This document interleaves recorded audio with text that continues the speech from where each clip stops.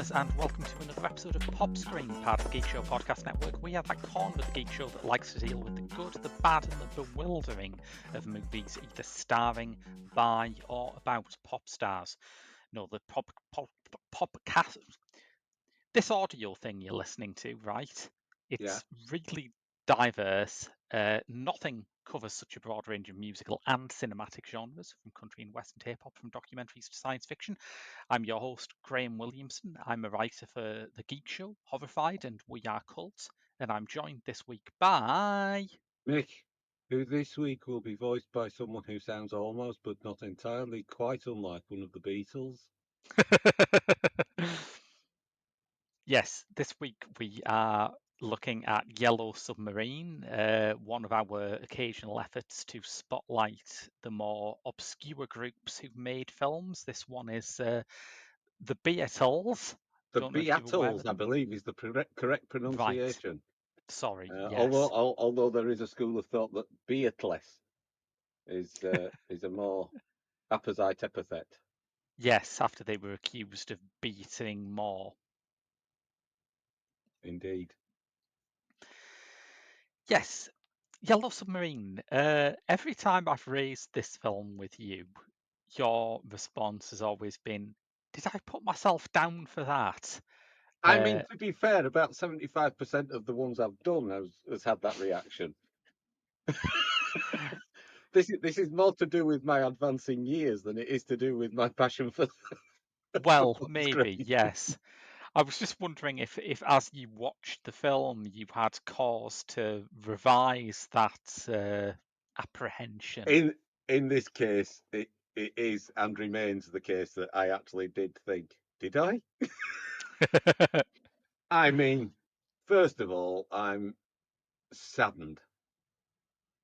Oh, Above all else, that cultural icons such as the Fab Four should stoop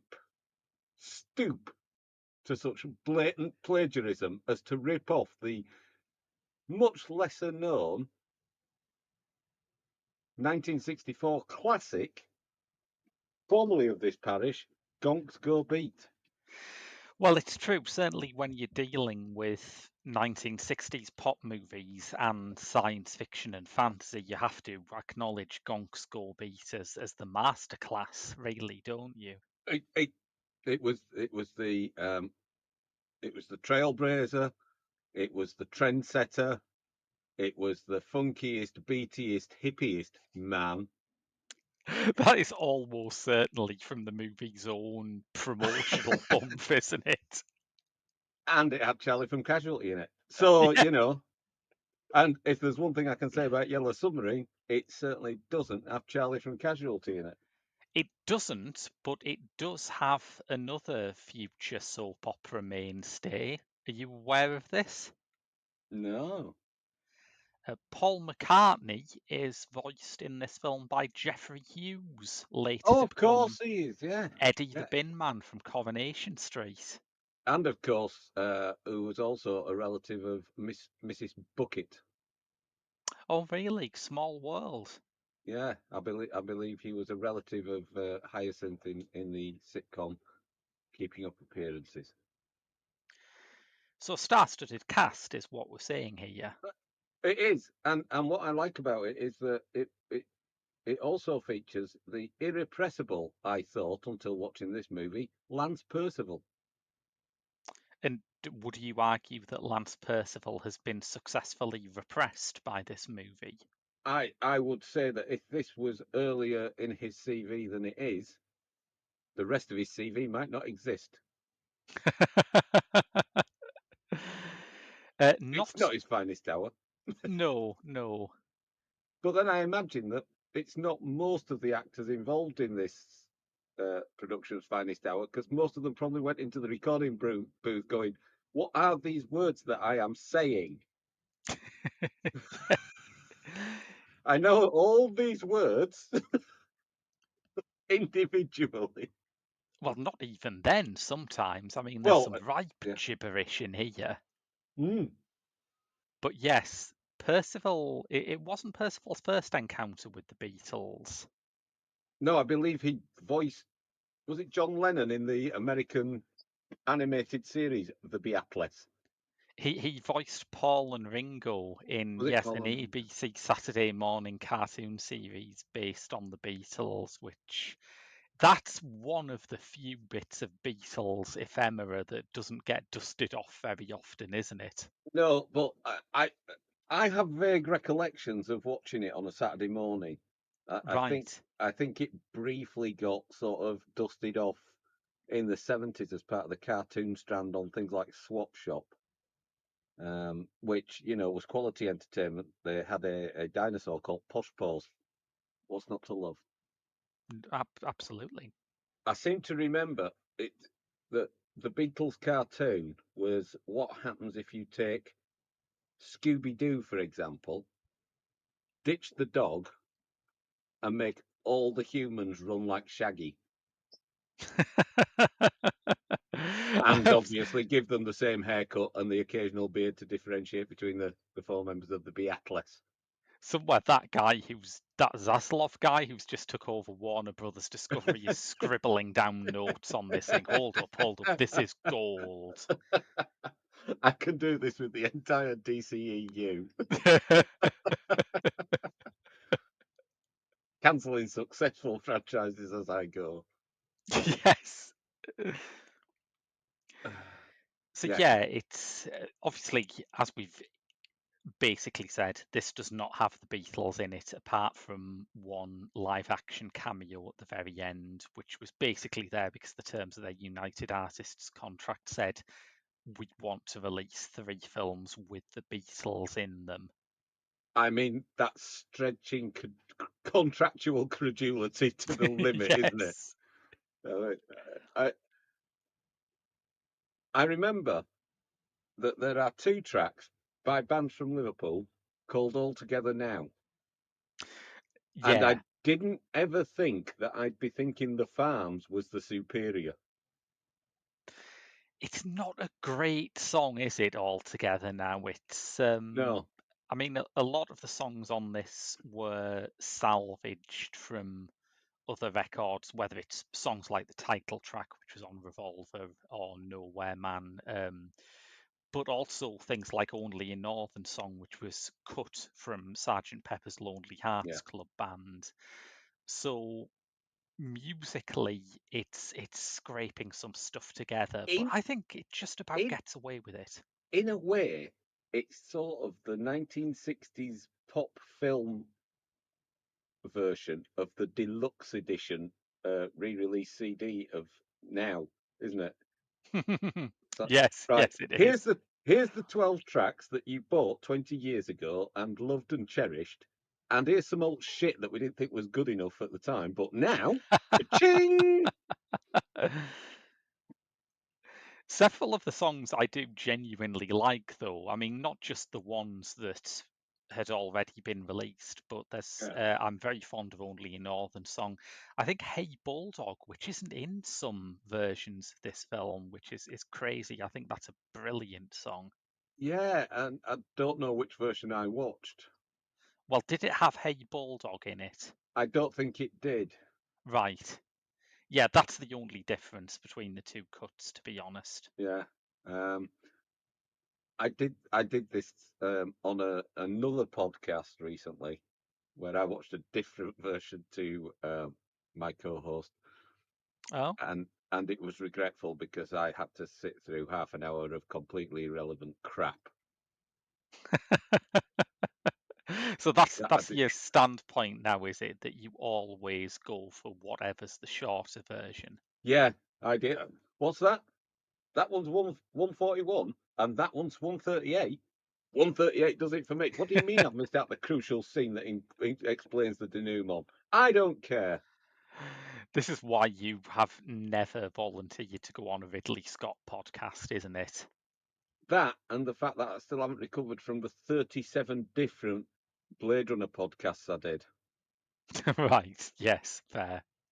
But yeah, should we take a stab at explaining the plot for this? Well, let's. why don't you just go back to our Gonks Go Beat episode, Mm. take the synopsis for that, cut and paste? I mean, they do both pivot on that idea. Well, actually, technically they don't they? Gonks Go Beat has a repressive dictatorship that likes music far, far too much, whereas this has a repressive dictatorship which doesn't like music at all. Yeah, but I mean, it's like the circle of fascism, isn't it? Go Yeah, far it's enough to the horseshoe left. theory applied to music. Go too far to the left, you come round to the right. That's it, yeah. Expressed purely through the question of do you like Mersey Beat? Yes.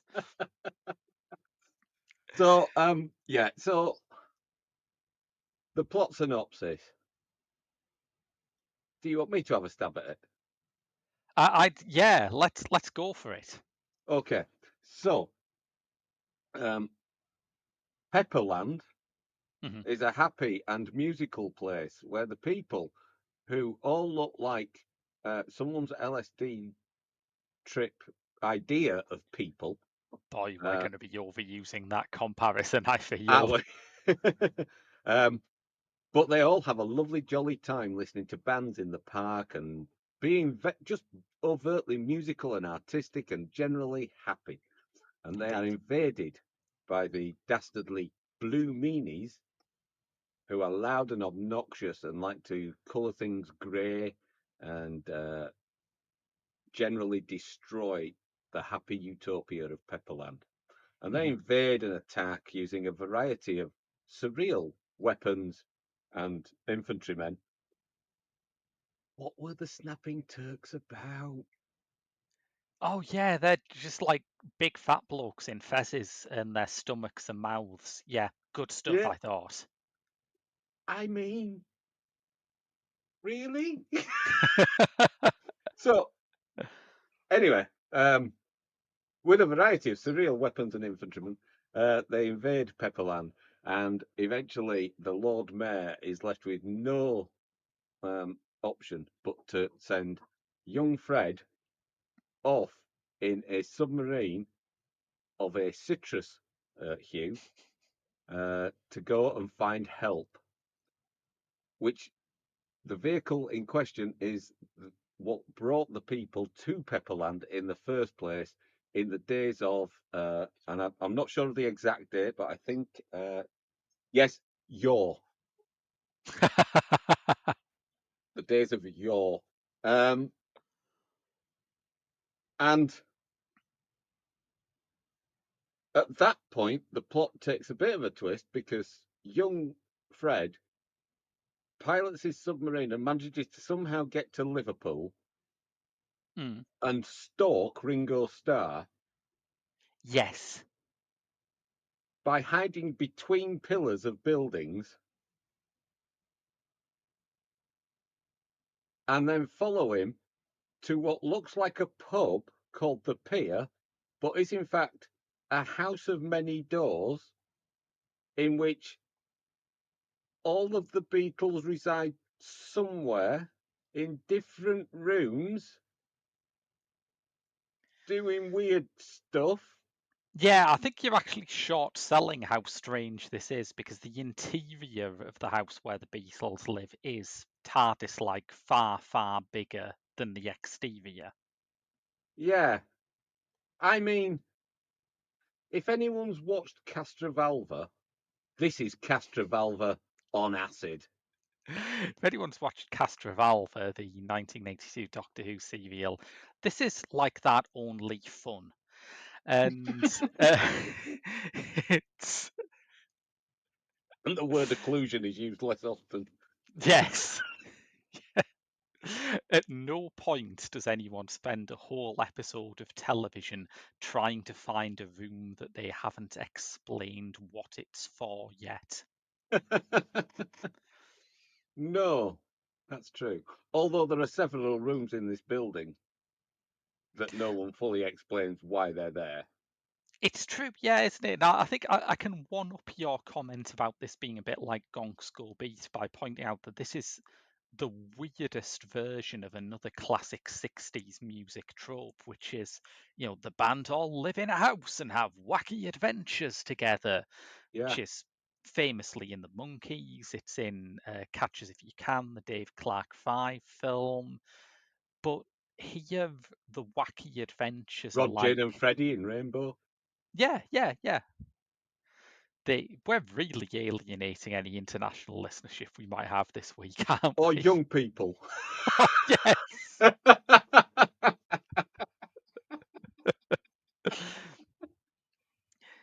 But yeah, it's just that this time the wacky adventures involve Paul driving a car up and down the corridors that keeps changing colour, and occasionally the doors all open and a I thought it was Victorian George. circus strongman runs out.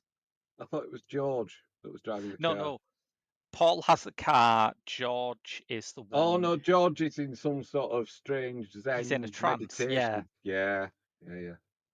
the George Harrison bit is the one where I thought, yeah, okay, that's probably not exaggerated. Yeah, That that's one's probably probably, documentary evidence. yeah, pretty Yeah, accurate. yeah.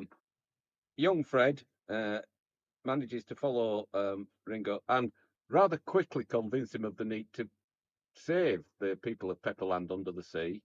Mm. Um, from a very garbled explanation, which nonetheless manages to convey the plot far more succinctly than we are.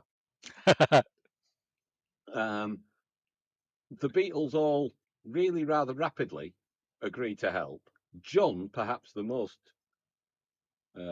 acquiescent to the request of young Mm. Fred, and they all board said submarine and sail through various oceans of concept. I mean, as you know, I have a maritime inclination, Oh yeah, yeah. So that and that I that's why I got you on this podcast to fact check it. and some of my colleagues are in fact former submariners, Mm.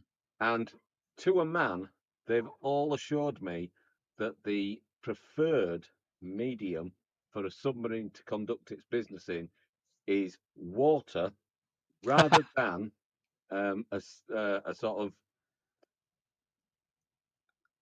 mishmash of existential concepts. Yes, yeah. It, This they affect the buoyancy, you see. Yeah, this bit has some of the most spectacular elements of the film, including one of the many bits that genuinely freaked me out as a kid, which is the thing that has like a big trumpet-like nose and legs but no arms, and it just walks around hoovering other animals up until eventually it Yeah. hoovers up the whole scene. You see, I don't think I've ever watched this film before, Okay. but I recognise the animation style mainly because all the promotional videos when various of the tracks have been re-released throughout the years have come from this. Mm. So it's like one extended pop video. In many ways, like Jerusalem. In many ways, yes, yeah. I mean, if you think about it in terms of a forerunner to those like 80s extended pop videos that we had, like as you say, Jerusalem, like It Couldn't Happen Here, the Pet Shop Boys movie, Man Blue Trap Jean. with ABC. I mean, we've covered quite a few of them. Yeah, It does make us, you can make a case for this being a pioneer of that form, I think. yeah.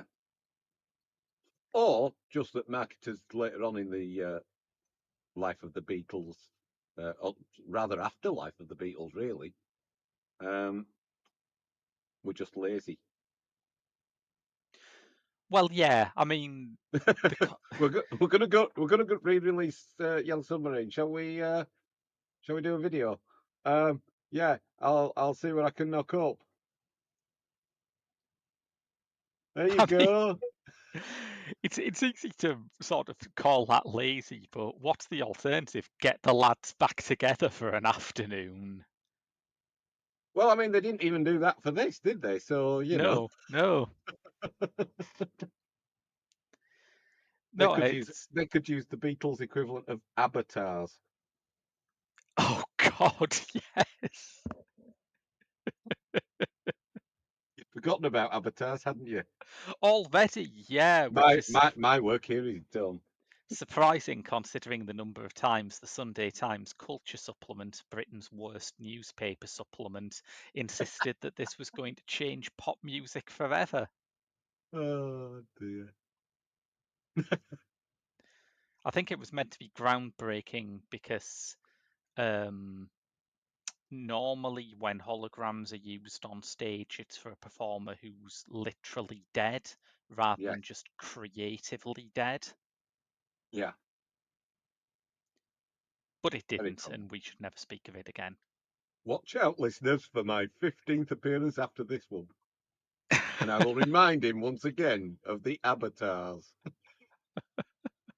And I'll have forgotten again.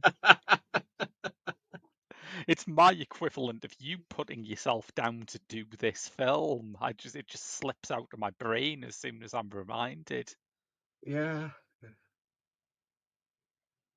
I keep agreeing to do Zack Snyder stuff with Andrew as well, and it's why? Why do I do that Yeah, to why myself? do you do that, man? It's like about 7 hours long and they're all terrible. Send I hate know. mail to the usual address, by the way, listeners. I really do not care. So yeah, so they make it back to Pepperland eventually. Mm. There's a little bit of a STEM educational moment where they figure out how the submarine works. Oh, that's accurate. That's definitely accurate, Oh, right? that's module 104 in the marine engineering syllabus. Good. I've checked that. That's 100% kosher information in there. That is. Is it the case that every submarine is fitted with a big lighter that pops out at the top in case it needs to light a massive cigar, as happens Yes, at one point in this yes, movie? Good. yes. In fact, I believe that only actually started being fitted as standard as a result of Yellow Submarine. Yes, life imitates art. Yeah. Um, I mean, now, we've moved on. It's a largely ceremonial device, Yeah, only brought out on special occasions. it just carries vape liquid now, Yeah, doesn't it? that's it. Well, for health and safety reasons, if nothing else. Yeah. Um, so, so they get back, and the the Beatles um, dress as Sergeant Pepper's Lonely Hearts Club Band, play some music after some japery and chasing, and manage to defeat the Blue Meanies, wake up the Lord Mayor, and everyone goes home happy. Mildly Yes. confused, but happy. Or stoned, one of the two. I mean, we've It's one of the spoke. few films that you can go into having never touched drugs in your life and come out high as a kite. Yes, yes, we've spoken a bit on this podcast about how children's films back in the 80s used to be quite sort of pleasingly irresponsible, but I feel like even back in the 80s, you don't get many kids' films whose overall message is take a whole load of drugs. It's great. Yeah, yeah. So I wasn't aware that this was your first go round with this. Well, it came out in the year that I was born, not the town where I was born, No, the year when yeah. I was born. Um, and I successfully managed to avoid it ever since. The And do thing you is, feel like your life is richer now you've seen it? this is the point at which you expect me to say yes, because all those clips of the Nowhere Man video now have some context. I mean, they do, but the context is just more confusing than the lack of context, quite frankly. I'm I did. I'm I'm not a huge fan of the Beatles. Right, right. There's a few of their classic oeuvre that I am a huge fan of, individual nuggets like Paperback Writer. Mm. But the general sort of trans transformation from glorified boy band Mm. up to drug-addled um, existential gurus. Yeah, Yeah. I'll give them their due. They were media savvy in a time when a lot of musical artists weren't. A lot of musical artists would have gotten into some of these projects without their eyes wide open, come out and gone, "You've done what with our music?" Mm. Oh, too late now.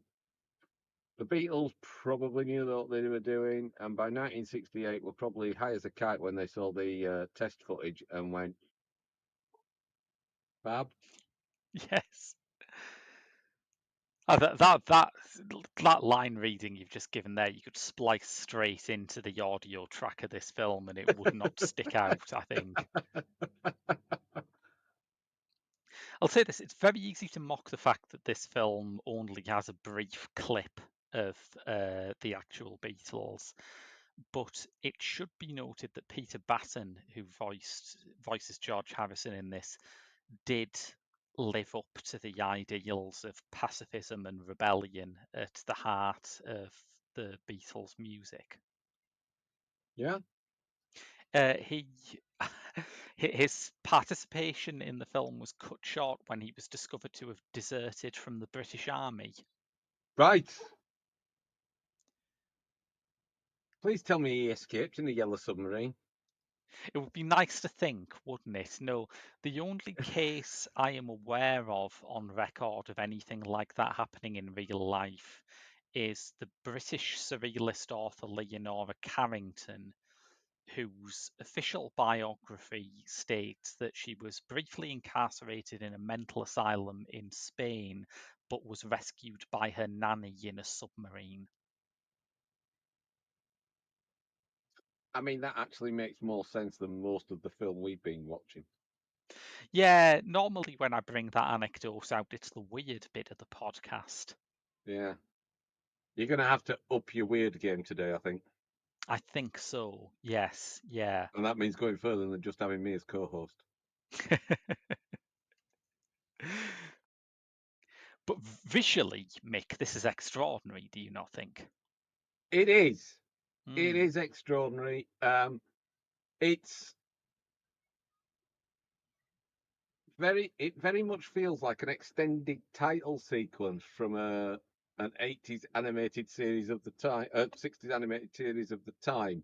You know, the mm. kind of sort of thing you get in front of the Harlem Globetrotters or um, some of those Hanna-Barbera license cashing merchandising opportunity type cartoons. Okay, It's I mean full of that's it. a bit harsher than I thought. I was going to compare it to, the Britich pop art scene and Bridget Riley, but yeah, I guess Yogi Bear, that'll do. No, not the Yogi Bear stuff. Because that was the original stuff. I mean, the stuff that cashed in on sort of zeitgeist popularity. I mean, you mentioned yourself the Beatles cartoon, Yeah, uh, yeah. but it's that kind of thing that it's surreal animation, but with a certain element of zap and kapow Mm. thrown in. Um, I think I think I regressed back to the 14th century during the scene where they're going through all the halls. Oh, yes, yeah. Oh, and aren't those nods painful? It reminds Those me of what, sorry? the nods when they're looking at the holes. There's Yeah. lots of holes. Reminds me of Blackburn, Lancashire. Oh, yes, yeah, I see what It's you like, mean. Yeah. let's crowbar a reference in. Way. Yeah, that wasn't my favorite point of it either. That But I wasn't do subtle. think that y- it is a film where there is never not something happening. Oh yeah, And I think visually, that every shot seems to contain some wild new idea. the big thing is, Hmm. um, it arrests the eye. You know, you can't take your eyes off it Yeah. because if you do take your eyes off it, you might miss something. Hmm. However, the counterpoint argument to that is if you do turn away and do miss something, the chances are it'll make as much sense anyway. Yeah, fair. So, I mean, I did watch this when I was a kid, and I was not a big moviegoer as a kid, but I did love the Beatles, so I watched this. And although I didn't love it back then, but I did find it more appealing than a lot of kids' cartoons that I guess you should be into at that stage. I liked that it didn't have the kind of moralizing or sentimental aspect of most cartoons. It is just a no, string of really weird stuff happening. I liked that. I mean, there is a bit of a.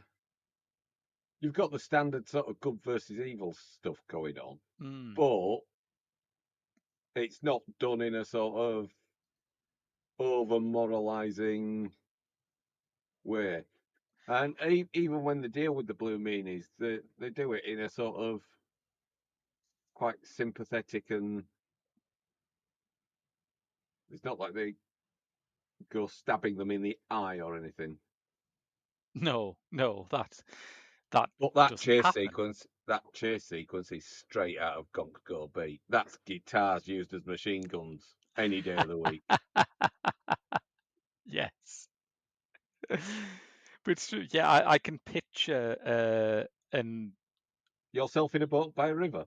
yes, yes, I can. First film animated sequence to use rotoscope. That, by the way, that Lucy in the Sky with Was Diamonds it scene. really? Yes, Ah, right, okay. and just less than 2 decades later, it would have progressed to the point where Ralph Bakshi thought, "Yeah, I could probably do the whole of Lord of the Rings like this. I bet I could do that, and it would work, and it would look good." And for the first part, it was all right. Yes. Yeah, not sure about that second part. Seemed a bit Yeah, minimalist to me. a little bit, just a little bit. But yeah, right, okay. But I can picture a version of this film that took that whole the suits are trying to ban rock and roll business painfully seriously. In fact, I've Mm, watched most of those films yeah, for this podcast, yeah, and it would be rubbish. But by this late stage in the 60s, it is so disengaged with, well, the idea of making any kind of sense, really. It's just there to provide a head trip. yeah. It's. I mean, I believe it is a contractual obligation movie, isn't it? Yeah, yeah. They'd Um, done Hard Day's Night, they'd done Help, and they needed one more. yeah. Um, it's a stretch to call it a Beatles film. I would say, you know, Mm. it's a Beatles film in the same way that Yesterday's a Beatles film. That's that's a blow, Mick. I mean, I'm fine with you being critical towards the film, but comparing it even in that limited way to Yesterday feels harsh. At no I point does told you I Ed wasn't going to Sheeran be appear kind. in this.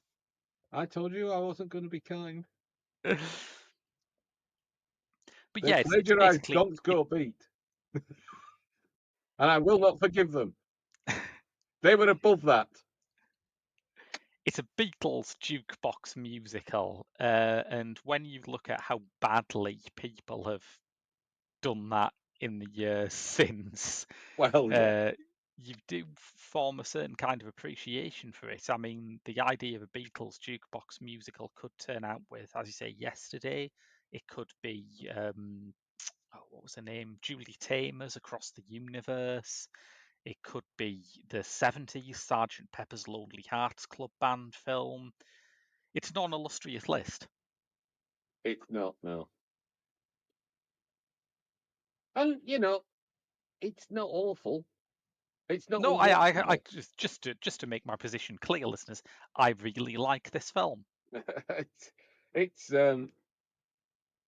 I think it's one of those films where, or if you have a proclivity for watching weird sort of niche stuff Which, from the yes, hello 60s. there.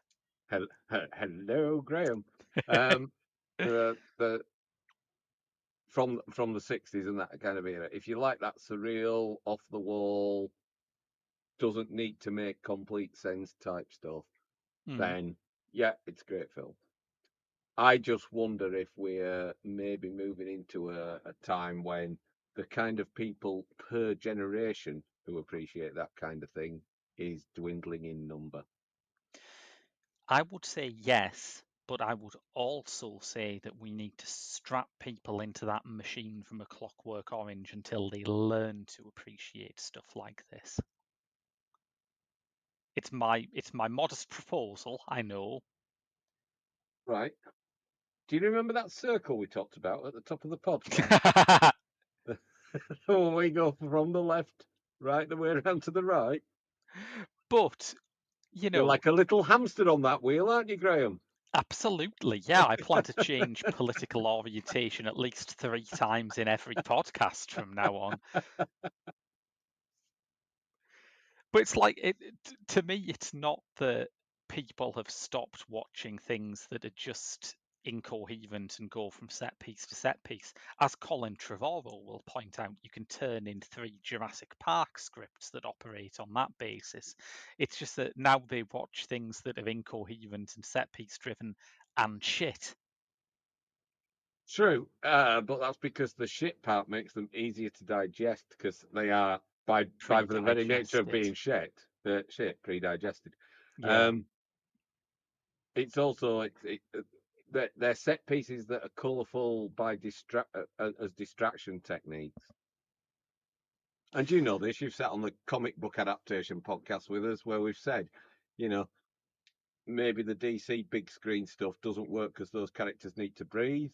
Mm, The Marvel big screen stuff does work because those comics are all about the big set pieces and the splash of colour across the pages. yeah.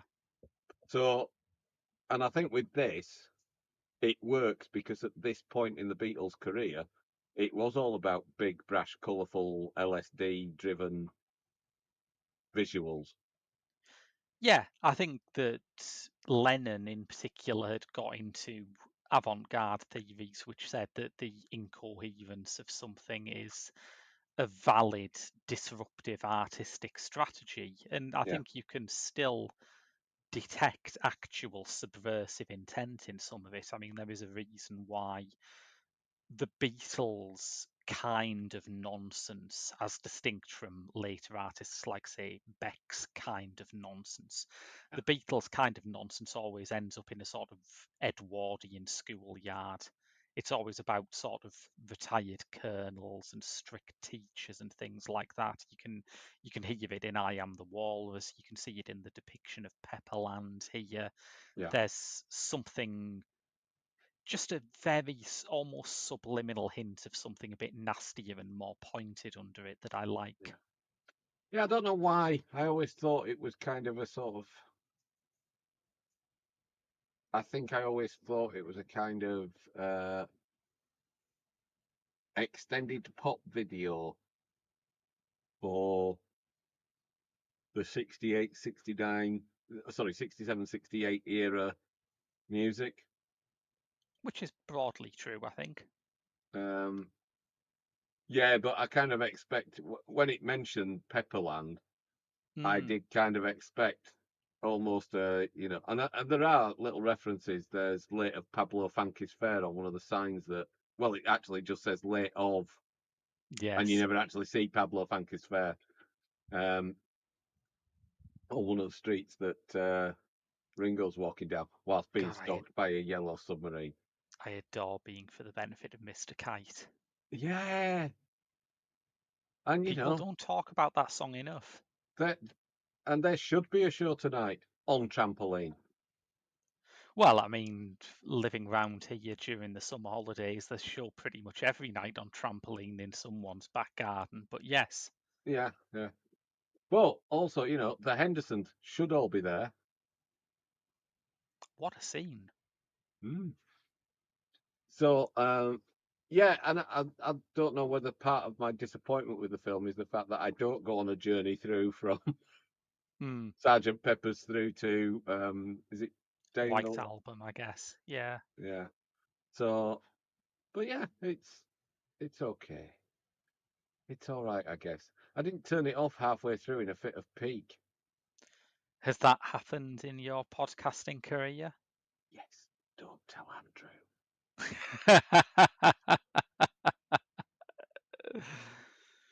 Yes, I think the depiction of Liverpool at the start is really strange and interesting. And I remember Hmm. when, although I did say I liked it as a kid, I do, but the depiction of Liverpool was one of the bits that I found weirdly scary.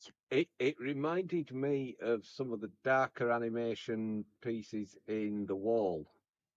Oh yeah, that's a good call. Yeah. Yeah, it was very oppressive, and it was like it wasn't like it was a tourist information film for love for Liverpool, was Not it? exactly, no, no. But yeah, Uh, and it uses like cartoon elements obviously against real photographs, so there's this weird shifting baseline of reality. You're never quite sure what you're looking at. And yeah, it's got Eleanor Rigby over it too, which is, I mean, that's a pretty unnerving song for a kid to listen to. yeah, yeah. And because when you're a kid and you hear Eleanor Rigby, that line about the face in the jar is genuinely creepy. Completely, yes. I mean, we think of that literally as kids, don't we? She's Yes. literally got a face in a jar that she wears for special occasions. But also just the sort of mood of the thing was not like any other No, song I'd ever heard. I could tell that it was kind of a sad song, but it didn't seem to want to make me cry. You know, there's no, something quite cold and unsentimental about it, and I just couldn't figure that out as a yeah, kid. yeah. But yeah, it's and it was there was a strange mixture of militaria as well, coupled Mm, with that, and it seemed to be it seemed to be that although they sort of quite clearly the Yellow Submarine lands in the Liverpool of the Beatles, yeah. the montage leading up to us realizing it's Liverpool and seeing Ringo walking along seems to be about 1915. Yeah, yeah. Although that's one of those things, isn't it? Because slum clearance hadn't really kicked in everywhere by that point, and No, true. I mean, Roger McGough did an uncredited pass as at the script for this film, and his band, The Scaffold, made a short film called Plod, which was shot in actual Liverpool, in actual live action, and it scarcely appears any less weird and archaic than this version of Liverpool at that point. It's like there's Just still, like the fewer submarines stalking people. yeah, yeah. If you could just like Photoshop in a yellow submarine floating through the background, you'd struggle to tell the difference. But it's Um, you know, yeah, you look at footage from that era, and there are still streets where there are gaps from the Blitz. yeah, You know, it's quite an odd historical thing to look at. and I think there is within um, within the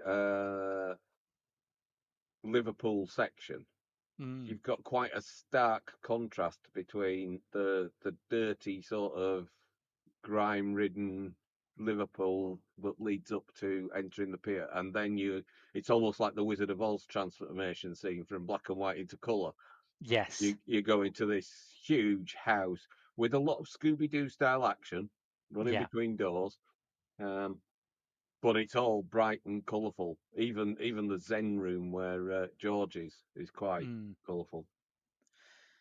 And it's quite a funny thing, isn't it? Because all of Ringo's scene before he goes into that house is taken up with him complaining about how boring and miserable his life is. And Yeah, that's obviously a very standard story piece. If your lead character's going to go on a magical journey, they have to have something they want to escape from. yeah. But then you find out that he lives in a house that's like infinitely huge and has weird monsters and things running up and down the corridors. And you think, how dull can this get exactly? Yeah, yeah. But that well, I mean, you say that, right? But you think to yourself, What a wonderful world. what a wonderful world. But if that's your life, day in, Hmm. day out, it will get a bit monotonous. Probably, yeah. I mean, I don't think it's really a problem. I think it's another example of how. There's a reason why John Wayne started doing detective movies after all them westerns. Yes. Shooting them there engines ain't all fun, you know. It gets on your wick after a while. Yeah, fair. And, I think the film thrives off turning cliches on its head and from a kind of incoherence. So it doesn't really bother me that that plot point doesn't add up at all. I mean, another example: Keanu Reeves got sick of making all them John Wick movies, so he made that Matrix Wick. Yeah, I'd never Matrix. thought of the obvious comparison between this and the late career of Keanu Reeves, but now you mention it, Yeah, I don't. I just wonder if in 20 years' time people will still watch Yellow Submarine without having it forced on them by grandparents that come from our generation. eh, I think it's weathered over 50 years. I think that's like enough time to say that it's probably not a flash in the pan, right? Oh yeah, no, I mean, I don't mean necessarily just Yellow Submarine. I mean other films of its ilk. That's a real because I think there's because I didn't really experience the '60s, Hmm. but a lot of the cultural touch points were still relevant in the '70s. A lot of the bands were still around, maybe with different formations or different frontmen, but a Yeah. lot of the bands were still around. All the individual components of those bands were around in other projects. Um, the TV shows were interspersed with repeats of the movies and stuff like that. I just Yeah, think, same here. yeah, as we're getting further and further away from the '60s, and indeed any other decade, the same could be said for things like It Can't Happen Here and Jerusalem. I mean, apart from when we did the podcast, who'd ever seen Jerusalem? Don't tantalize me, Mick, with the idea that 80s nostalgia might eventually stop. It won't. I've resigned myself to living in a fallen world. I'm it going to have Hadley fucking Freeman go on about the fucking Breakfast Club until I'm in the fucking ground. right. Is this not a good time to mention that Altered Images have released a new album?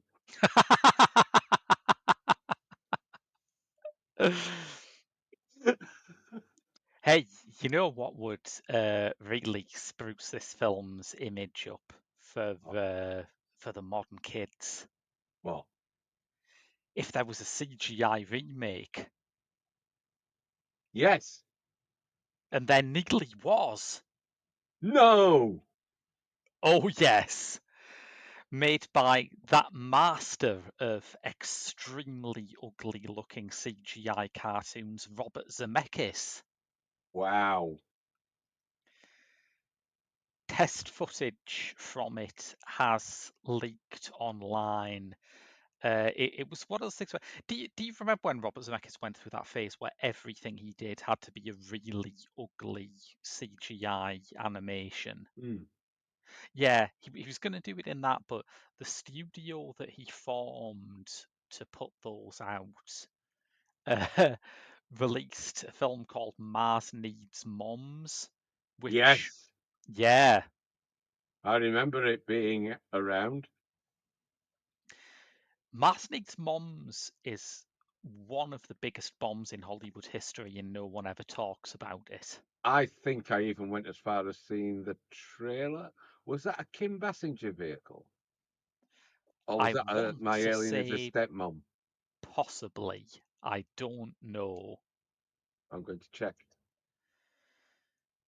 But I'm that going to. you would I'm. have to go. So, I'm going to do something that the UK government very rarely does, and fact check a statement. Yes. Mars. Oh no, it turns out Mars Needs Moms wasn't produced by Disney. It was produced by the Woke Civil Service. 2011? No, Yeah. no, it's Seth Green, Seth Dusky, Dan Fogler, Always a Elizabeth bad sign. Elizabeth Hanois, You see, Mindy Sterling, and Joan Cusack. what you've done, I bet, is you've mixed up Mars Needs Moms with Indecent Proposal, which is a mistake a lot of people make. Anywho, Yeah. yeah, Mars Needs Moms is one of those bombs that reshaped Hollywood, kind of like Heaven's Gate did, but unlike Heaven's Gate, it does not have many people out saying it's a misunderstood masterpiece. But after Mars Needs Moms tanked, firstly, Disney insisted that John Carter of Mars could not be called John Carter of Mars because apparently the whole reason Mars Needs Moms was a bomb was because it had the word Mars in the title.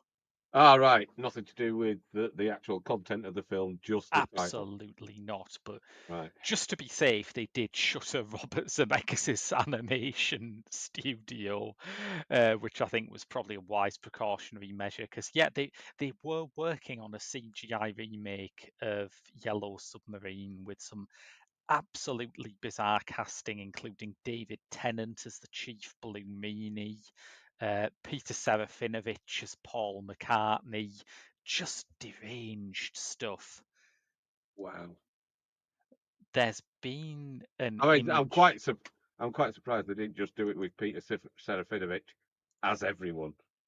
I think that would have made it good, wouldn't it? Yeah.